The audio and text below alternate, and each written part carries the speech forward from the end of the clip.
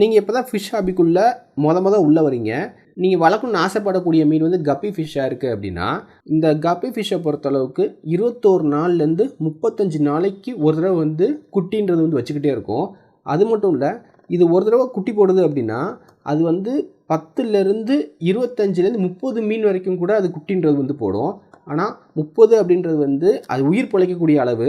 நார்மலாகவே ஒரு கப்பி ஃபிஷ் வந்து நல்ல ஹெல்த்தியான ஒரு ஸ்டேட்டில் இருக்குது அப்படின்னா அது வந்து 100 குட்டி மீன் வரைக்கும் கூட போடலாம்.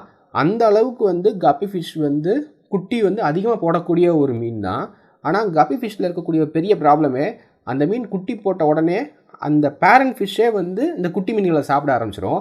அதே மாதிரி எப்போ வந்து கப்பி ஃபிஷ் குட்டி போட்டுச்சுனாலும் அதை சுற்றி இருக்கக்கூடிய மற்ற மீன்கள் எல்லாமே வந்து இந்த சின்ன சின்ன மீன்களை சாப்பிட ஆரம்பிச்சிடும். நீங்கள் டேங்க்கில் வந்து கோல்டு ஃபிஷ்ஷும் கப்பி ஃபிஷ்ஷும் அது போக மாலிலாம் வச்சு வளர்த்துட்டு இருக்கீங்க அப்படின்னா, கப்பி வந்து குட்டி போட்ட உடனே அந்த குட்டி மீன்களை மாலியும் கோல்டு ஃபிஷ்ஷுமே வந்து ஃபுல்லாகவே சாப்பிட்டு முடிச்சிடும். ஸோ நீங்கள் கப்பி ஃபிஷ்ஷோடைய ஃப்ரை வந்து எடுக்கணும்னு ஆசைப்படுறீங்க அப்படின்னா, எப்பயுமே பேரண்ட் ஃபிஷ், அதாவது ஃபீமேல் ஃபிஷ் இருக்குல்ல, அதை தனியாக வந்து ஒரு 15 நாள் டைம் ரேட்டில் வந்து தனியாக வேற ஒரு டேங்கில் எடுத்து வச்சுறது மூலமாக அந்த குட்டி மீன்களை வந்து நீங்கள் காப்பாற்ற முடியும்.